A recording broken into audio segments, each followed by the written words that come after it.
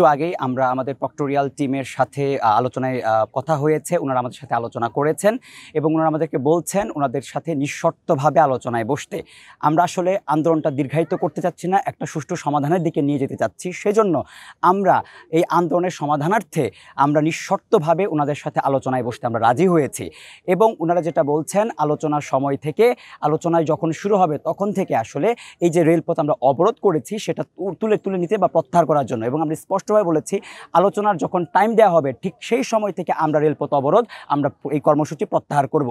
এবং আমরা এটাও বলে দিয়েছি যেহেতু আমরা নিঃশর্তভাবে তাদের সাথে আলোচনায় বসতে রাজি হয়েছি, আমরাও একটা শর্ত দিয়েছি, সেটা হচ্ছে আলোচনা যদি ফলপ্রসূ না হয়, অর্থাৎ আমাদের যে দাবিগুলো রয়েছে সেগুলো যদি ফিল আপ না হয়, তাহলে ইমিডিয়েটলি আলোচনার পর থেকে আমরা আমাদের সকল কর্মসূচি আবার নতুন করে বাস্তবায়ন করব এবং রেলপথ অনির্দিষ্টকালের জন্য অবরোধ ঘোষিত হবে। অলরেডি ব্যাংক সেটি হচ্ছে আমরা প্রতীকী অর্থে আমরা আন্দোলনের স্বার্থে আমরা সেটি বন্ধ ঘোষণা করেছিলাম বা তালা দিয়েছিলাম। আমরা জনস্বার্থে এবং সব কিছু বিবেচনা করে সেটি খুলে দিয়েছি।